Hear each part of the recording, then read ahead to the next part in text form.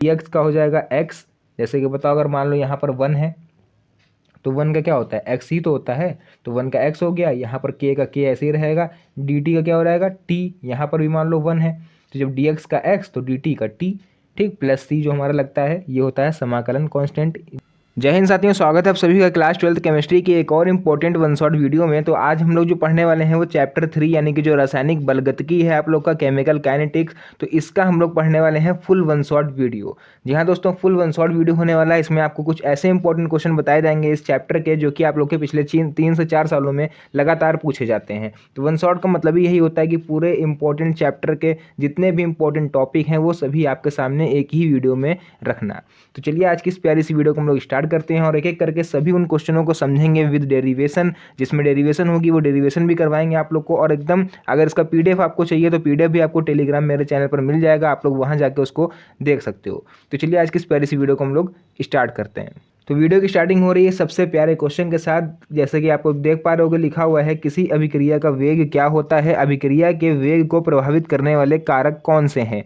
यानी कि हमसे पूछा गया है कि किसी अभिक्रिया के वेग क्या होता है, मतलब वेग क्या होता है अभिक्रिया का।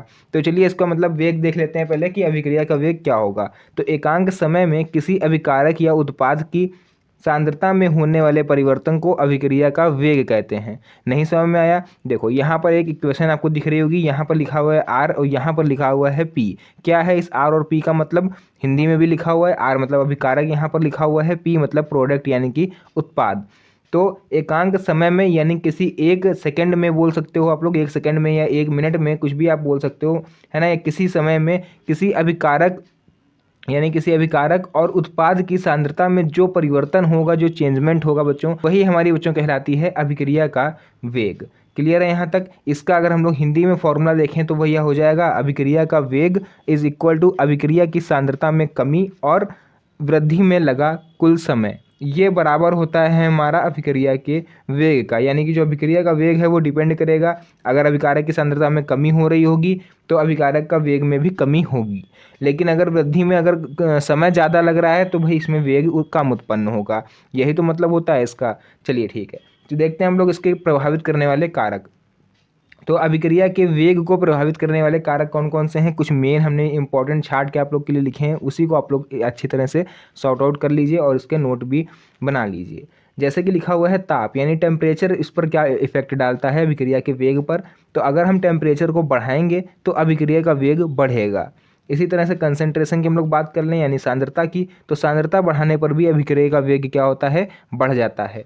उत्प्रेरक क्या काम करता है, उत्प्रेरक की उपस्थिति में भी अभिक्रिया का वेग बढ़ता है। तो ये 3 इंपॉर्टेंट टॉपिक हैं, आप लोग इसका स्क्रीनशॉट ले लीजिए ताकि आप लोग इसको एग्जाम के टाइम में अच्छे से रिवीजन कर पाओ। चलिए तब तक हम लोग बढ़ते हैं अपने नेक्स्ट क्वेश्चन पर। तो इसका नेक्स्ट क्वेश्चन रहने वाला है, अभिक्रिया की कोटि किसे कहते हैं, उदाहरण सहित समझाइए। अभी हम लोगों ने अभिक्रिया का वेग पढ़ा, अब हम लोग यहाँ पर कोटि पढ़ने वाले हैं। तो क्या होती है अभिक्रिया की कोटि? किसी अभिक्रिया की दर समीकरण में व्यक्त अभिकारकों की सांद्रता की घातों के योग को अभिक्रिया की कोटि कहते हैं। यानी किसी अभिक्रिया की जो अभिक्रिया की दर होती है समीकरण में व्यक्त अभिकारकों की सांद्रता की घातों के योग के बराबर होती है।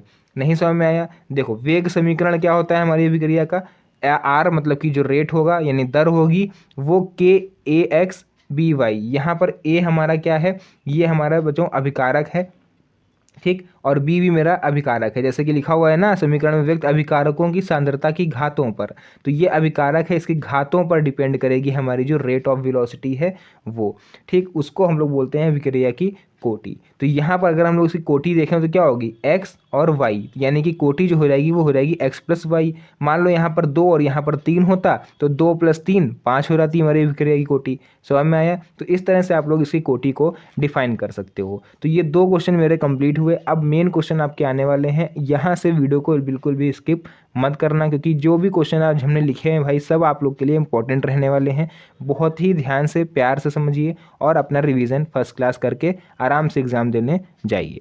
तीसरा देखिए इंपॉर्टेंट क्वेश्चन आ चुका है मेरे सामने, लिखा हुआ है शून्य कोटि की अभिक्रिया किसे कहते हैं। शून्य कोटि की अभिक्रिया के लिए वेग स्थिरांक का व्यंजक प्राप्त कीजिए। मतलब ये 4 नंबर से कम में नहीं पूछा जाएगा और यहाँ पर एक साथ 2-2 क्वेश्चन आपसे पूछे गए हैं। ध्यान से देखो, शून्य कोटि की अभिक्रिया किसे कहते हैं, यानी कि आपको डिफिनेशन लिखनी है और साथ ही साथ आपको बताना है शून्य कोटि की अभिक्रिया के लिए वेग स्थिरांक का व्यंजक, यानी कि आपको इसकी डेरिवेशन भी करके दिखानी पड़ेगी। तो चलिए पहले हम लोग इसकी अभिक्रिया की जो परिभाषा है उसको पढ़ लेते हैं।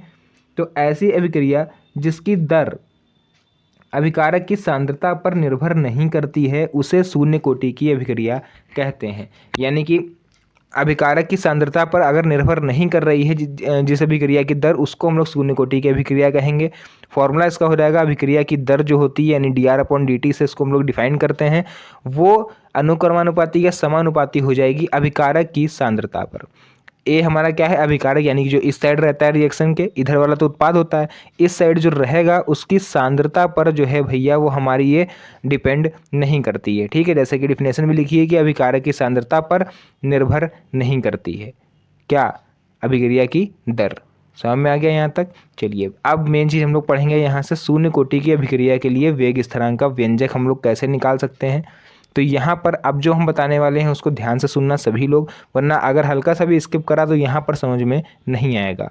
तो सबसे पहले हम लोग इसी का यूज़ करेंगे, जैसे कि लिखा हुआ है शून्य कोटि के अभिक्रिया से। जब हम बात कर रहे हैं शून्य कोटि के अभिक्रिया के लिए वेग स्थिरांक के व्यंजक की, तो भैया लेंगे भी तो हम लोग शून्य कोटि के अभिक्रिया का ही फॉर्मूला, यहाँ प्रथम कोटि का थोड़ी ना ले लेंगे। तो शून्य कोटि के अभिक्रिया से क्या कहती है हमारी शून्य कोटि की अभिक्रिया, भैया dx/dt is directly proportional to a की पावर 0। जैसे कि यहाँ पर आपको दिख रहा होगा, यहाँ पर हमने r लिया था, यहाँ पर x ले लिया, कोई दिक्कत नहीं बच्चों।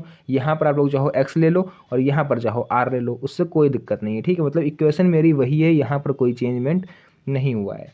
तो dx/dt is directly proportional to अभिकारक की सांद्रता, और यहाँ पर जो इसकी पावर लिखी हुई है 0।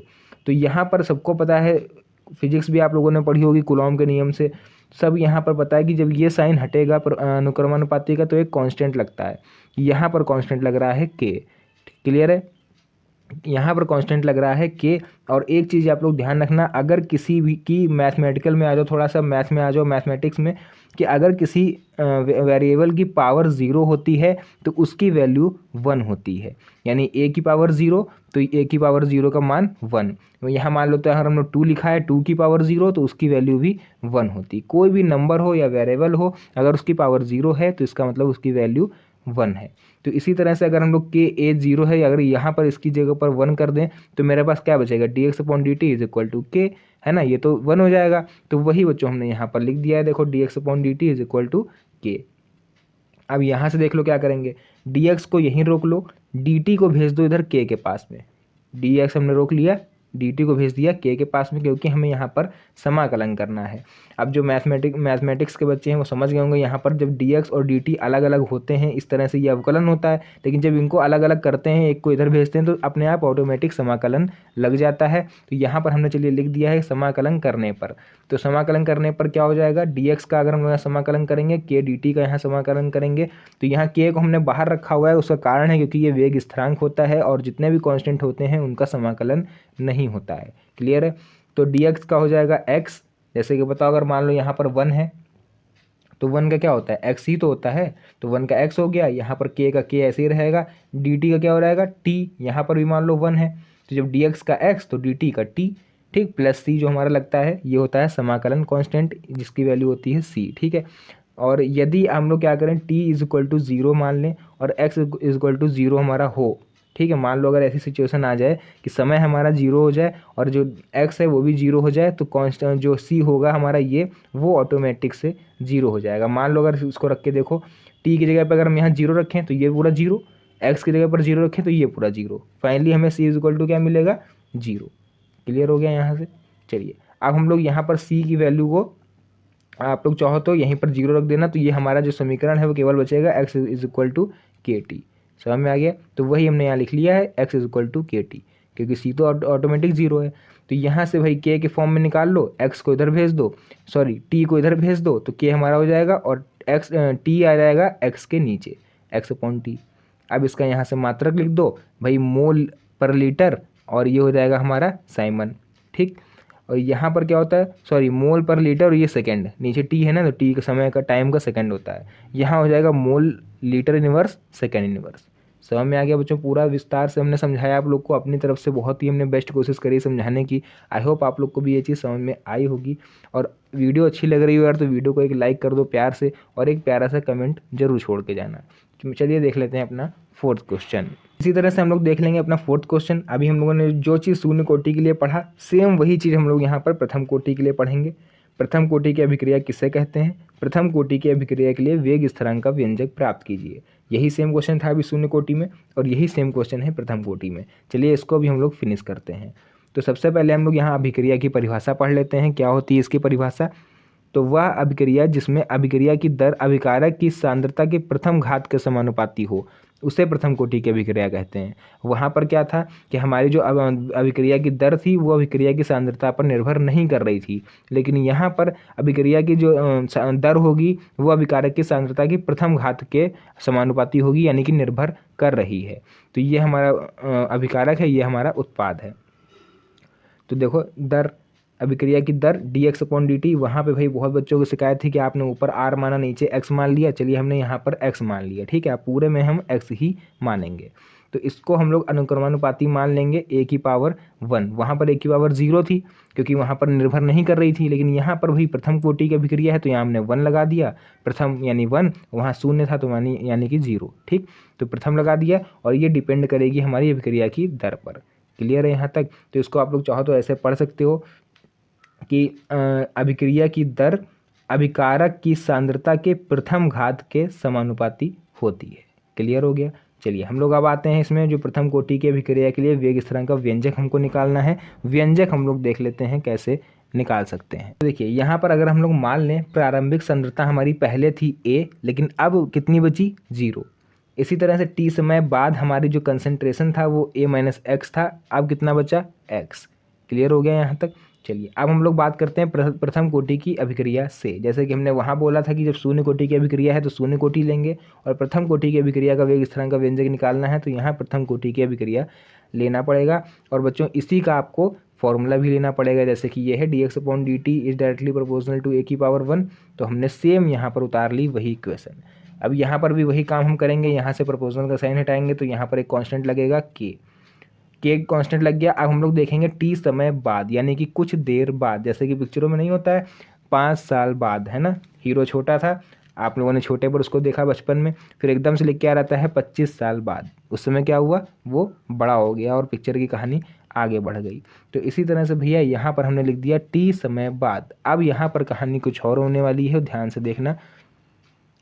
अब यही जो रिएक्शन थी मेरी, अब वो बड़ी हो गई है, तो dx/dt लिखा हुआ है और k की जगह पर k लिखा हुआ है, लेकिन a की जगह पर a-x आ गया। कहाँ से आया? वो यहाँ से आया, क्योंकि पहले मेरी सांद्रता अगर a थी तो भाई कुछ देर बाद a-x हो जाएगी, यानी सांद्रता में कुछ कमी हो जाएगी, तो वो हमने यहाँ पर लिख दिया। क्लियर है बच्चों यहाँ तक? चलिए अब यहाँ तक समझ गए तो अब कुछ भी नहीं बचा हुआ है इस डेरिवेशन में। फिर हम लोग क्या करेंगे, dx के नीचे ले आएंगे x वाला, यानी dx के नीचे पूरा a-x आ जाएगा। तो हमने लिख लिया dx के नीचे a-x, और ये dt चला जाएगा k के पास। जैसे कि शून्य कोटि में भी देखो k के पास dt आया था, याद है? तो हमने k को बाहर रखा था, dt का करा था समाकलन। तो भाई यहाँ भी वही चीज़ हम लोग कर देते हैं, समाकलन करने पर dx/a-x, k का यहाँ भी नहीं होगा, dt का होगा केवल। तो a-x यानी कि dx/a-x। तो इसका बच्चों फॉर्मूला होता है, आप लोग याद रखिएगा, log 1/a-x का जो फॉर्मूला होता है वो होता है माइनस का log a-x। ये होता है मेरा फॉर्मूला, ठीक। आप लोग चाहो तो इसको नोट कर लो। तो वही हमने यहाँ पर लिख दिया, माइनस का log a-x। के हमारा बाहर रहेगा, dt का t हो जाएगा, प्लस c, यानी कि जो इंटीग्रेशन कांस्टेंट है वो हमने लिख दिया। इसको मान लिया क्वेश्चन फर्स्ट। सेम वही कहानी फिर से है, अगर हमारा समय 0 हो जाए और ये x 0 हो जाए तो ये t 0, यानी कि ये पूरा 0, और यहाँ x 0, तो यहाँ पर माइनस का log a बचेगा, है ना। x तो 0 हो रहा है, यहाँ पर केवल इतना बचेगा, c इज इक्वल टू, है ना। तो वही हमने लिख दिया यहाँ कि माइनस का log a is equal to c, यानी c की वैल्यू क्या आई? माइनस का log a। अब इस c की वैल्यू को हम कहाँ रखेंगे? इक्वेशन फर्स्ट में, यानी कि इसमें, है ना। तो देखो जब इसमें हम वैल्यू रखेंगे तो माइनस का log a-x ये ऐसे ही उतरेगा, kt ऐसे ही उतरेगा, c की जगह पर जो प्लस का c था उसकी जगह पर हम लोग क्या लिख देंगे? माइनस का log a। तो हमने लिख दिया माइनस का log a। क्लियर है यहाँ तक? अब हम लोग क्या करेंगे, के टी एक तरफ रखो और ये लॉग वाले एक तरफ कर देते हैं, तो ये माइनस का लॉग ए है, ये हमारा इक्वल के इस साइड में आएगा तो ये आएगा प्लस में, तो ये प्लस में हो गया लॉग ए, और ये माइनस का लॉग ए माइनस एक्स पहले ही से था तो माइनस का लॉग ए माइनस एक्स लिख दिया हमने ऐसे ही।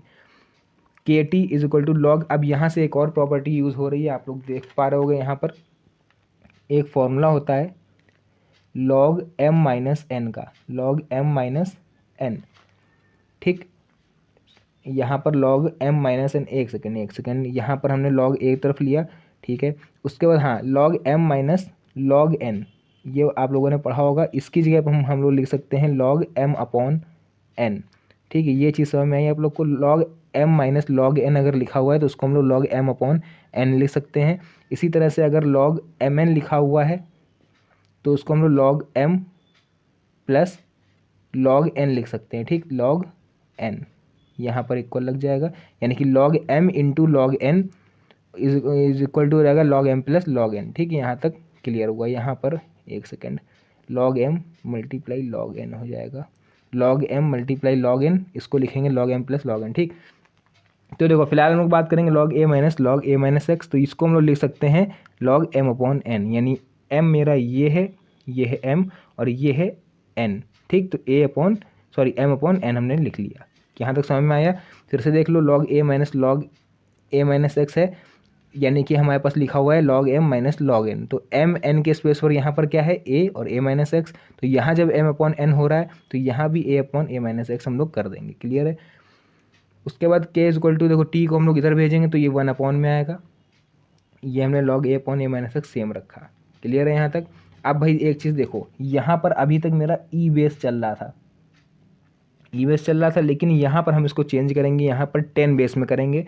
तो जब ई से 10 बेस में हम लोग चेंज करते हैं तो एक नंबर होता है कांस्टेंट जिसका नाम होता है यहाँ पर 2.303, वो यूज़ करते हैं। तो k is equal to 2.303 upon में टी लॉग 10 हो गया, देखो ई से यहाँ पर A upon A minus X. तो इस तरह से बच्चों ये हमारा जो व्यंजक है वो पूरा कंप्लीट हुआ। आई होप आप लोग को भी समझ में आया होगा, ठीक है। ये वाला अगर नहीं समझ में आया कोई दिक्कत नहीं, ये समझ में आया ना, बस ठीक है, क्योंकि इसका यूज़ अब आगे होगा, यहाँ पर नहीं होगा। तो इसका मात्रक भी हम लोग देख लेते हैं, सिंपल सा मात्रक है सेकेंड इनवर्स, क्योंकि इसका कोई यूनिट नहीं होता, लॉग का कोई यूनिट नहीं होता, ए अपॉन ए माइनस एक्स का कोई यूनिट नहीं होता, केवल 1 अपॉन टी है तो उसका 1 अपॉन सेकेंड लिख दो या फिर सेकेंड इनवर्स लिख दो, कोई दिक्कत नहीं है। यहाँ पर एक और लिख सकते हो प्रति सेकेंड, ठीक है। चलिए हम लोग बढ़ते हैं अपने नेक्स्ट क्वेश्चन की तरफ। तो नेक्स्ट क्वेश्चन हमारा बच्चों है, अभिक्रिया की आणविकता से आप क्या समझते हैं, उदाहरण देकर समझाइए। तो यानी कि आणविकता क्या होती है किसी भी अभिक्रिया की, तो यहाँ पर थोड़ा ध्यान से समझना। किसी रासायनिक अभिक्रिया में भाग लेने वाले अभिकारक अणुओं की न्यूनतम संख्या को अभिक्रिया की आणविकता कहते हैं। यानी कि जो हमारी जो रिएक्शन होती है, यानी कि इधर हमारा जो अभिकारक होता है और इधर होता है मेरा प्रोडक्ट, तो इधर जितने अणु भाग ले रहे हैं उसी को हम लोग अभिक्रिया की आणविकता बोलेंगे। फॉर एग्जांपल देख लो, यहाँ लिखा हुआ है अमोनियम नाइट्राइट यानी NH4NO2, और जो कि हमें टूट रहा है H2O और N2 में। तो पहले इस रिएक्शन को बैलेंस करेंगे, यहाँ पर O कितने हैं 2 हैं, यहाँ पर O कितना है 1 है, तो यहाँ पर 2 लगा दो, तो अब ऑक्सीजन 2, H कितने हो गए यहाँ पर 4 हो गए, इधर कितने हैं 4, इधर N कितने हैं 2 हैं, इधर भी N हो गए 2। तो रिएक्शन भैया पूरी तरह से बैलेंस है। तो यहाँ पर अमोनियम नाइट्राइट का एक अणु भाग ले रहा है, ध्यान से देखो, समझ में आया। तो इसकी जो आणविकता होगी वो कितनी होगी 1। मान लो यहाँ पर NH4NO2 लिखा गया, प्लस में हम लोग लिख देते हैं H2SO4, तो H2SO4 भी एक अणु होता, तो वो एक अणु और ये एक अणु 2 अणु हो जाते, तो इसकी आणविकता कितनी होती 2 होती। क्लियर हो गया। चलिए बस यही होती है अभिक्रिया की आणविकता। अब आने वाला है मोस्ट इम्पोर्टेंट, आप लोग का कह सकते हो नियम या फिर इक्वेशन इस चैप्टर की, जो कि पिछले साल 3 नंबर में पूछी गई थी। आर्हीनियस समीकरण लिखिए, केवल इतना सा लिखा हुआ है इसमें, ठीक। तो हम लोग भी केवल इक्वेशन लिख देते हैं, जो इक्वेशन होती है k is equal to A dot E minus का E A upon R T. Symbol जरूर लिख लो किसको किससे रिप्रेजेंट किया गया है। तो यहाँ पर आप लोग देख पा रहे हो लिखा हुआ है k इज इक्वल टू मेरा वेग स्थिरांक है, a हमारा आवृत्ति गुणांक है, ई ए है संकीर्ण ऊर्जा, r है गैस स्थिरांक और t है टेम्परेचर। तो इसको बच्चों केवल इतना बोला गया था, आर्हेनियस समीकरण लिखिए 2024 में केवल इतना आया था। लेकिन उससे पहले अगर हम लोग बात करें 2023 में, तो वहाँ पर एक क्वेश्चन इसके आगे और लिख दिया गया था कि लघु गणक रूप में आर्हेनियस समीकरण को दर्शाइए, यानी कि लॉग के फॉर्म में। तो वो हम लोग कैसे लिखेंगे उसको हम लोग अब देखने वाले हैं। तो हमारी सिंपल इक्वेशन कितनी है आर्हेनियस की, जो ये इक्वेशन है उसको हमने यहाँ पर उतार लिया। केवल लॉग लेना है क्योंकि लघुगणक रूप में हमको लिखना है, तो लॉग ले लोगे तो क्या हो जाएगा, लॉग के, है ना, लॉग के, और यहाँ पर देखो मल्टीप्लाई लगा हुआ है ए डॉट ई में, ठीक। तो अभी हमको इससे मतलब नहीं है, लॉग ए डॉट ई माइनस के ई अपॉन आर टी, दोनों तरफ केवल हमने सिंपली लॉग लिया है। क्लियर। उसके बाद बच्चों नेक्स्ट आप लोग देख रहे हो यहाँ पर लॉग के ऐसे ही है, log A plus log E M minus R T. तो देखो इधर हमने अभी एम इंटू एन करके बताई थी, तो वो यहाँ पर यूज़ हो रहा है। क्या होता है फॉर्मूला, यहाँ पर देख लो साइड में, ठीक। तो यहाँ पर अगर लॉग एम इंटू एन है तो उसको हम लोग लिख सकते हैं log M plus log N. ये होता है बच्चों फॉर्मूला, समझ में आया, ये होता है सूत्र, है ना। तो वो हमने यहाँ पर लगाया, ए लॉग ए डॉट लॉग ई है तो log A plus log E minus E A upon R T. यहाँ तक समझ में आया। चलिए अब हम लोग देख लेते हैं इसके ऊपर, लॉग ई बेस के लॉग ए माइनस का, इसको क्या करो माइनस का ई अपॉन आर टी, ये आगे आ जाएगा तो ये प्लस को माइनस कर देगा, तो माइनस का E upon R T, log E base E बचा केवल। तो लॉग ई बेस ई, यानी अगर किसी भी बेस से संख्या मैच हो जाए तो उसकी वैल्यू होती है 1, तो इसकी वैल्यू हो जाएगी 1। मान लो यहाँ लॉग 10 बेस 10 होता तो उसकी वैल्यू 1, लॉग 5 तो होता नहीं है, लॉग ई बेस ई यानी 10, अगर यहाँ पर ई है यहाँ पर भी ई आ गया तो दोनों सेम हो गए तो उसकी वैल्यू क्या हो जाएगी 1। लॉग 10 होता है यहाँ पर 10 आ रहा है तो उसकी वैल्यू हो जाती है 1। तो इस तरह से अगर ये 1 करेंगे तो ये पूरा खत्म हो जाएगा। नीचे क्या बचेगा, लॉग ई बेस के लॉग ए माइनस का ई अपॉन आर टी, तो वो हमने केवल इतना उतारा है यहाँ पर, ठीक है। ये तो 1 हो गया। अब देखो लॉग 10 बेस के, अब यहाँ से ई हम लोग हटाने वाले हैं, ई हटाएंगे और 10 लगाएंगे तो एक नंबर जुड़ता है, हमने बताया था, तो 2.303 यहाँ पर जुड़ जाएगा, बाकी सब सेम रहेगा, यहाँ पर 2.303 केवल जुड़ गया, ठीक। इसको थोड़ा सही करके लिख लो, यानी कि इसको आगे ले आओ, तो माइनस ई अपॉन 2.303 आर टी और प्लस का लॉग 10 बेस ए। क्लियर है। तो यही होती है आप लोग की आर्हेनियस इक्वेशन लॉग के फॉर्म में, ठीक है। अगर नॉर्मल पूछे तो ये लिखना, ठीक, और अगर लॉग के रूप में पूछे तो ये पूरी रिएक्शन पूरी डेरिवेशन छाप देना एग्जाम में और आपको पूरे 3 नंबर दे देगा, ठीक है। चलिए देखते हैं अपना नेक्स्ट क्वेश्चन। चलिए उसके बाद नेक्स्ट एक और इम्पॉर्टेंट क्वेश्चन बचा हुआ है, सिद्ध कीजिए कि प्रथम कोटि की अभिक्रिया का अर्ध आयु काल अभिकारक के प्रारंभिक सांद्रण पर निर्भर नहीं करता है।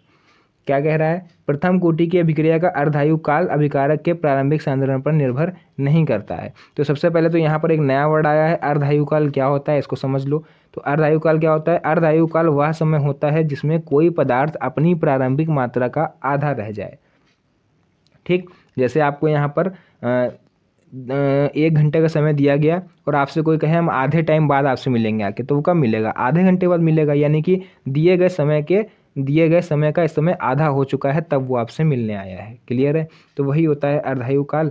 तो यहाँ पर भैया प्रथम कोटि की अभिक्रिया से, क्योंकि प्रथम कोटि की अभिक्रिया का हमें अर्धायु काल निकालना है, तो पहले प्रथम कोटि की अभिक्रिया हम लोग लिख लेंगे, क्या होती है 2.303 upon T log A upon A minus x.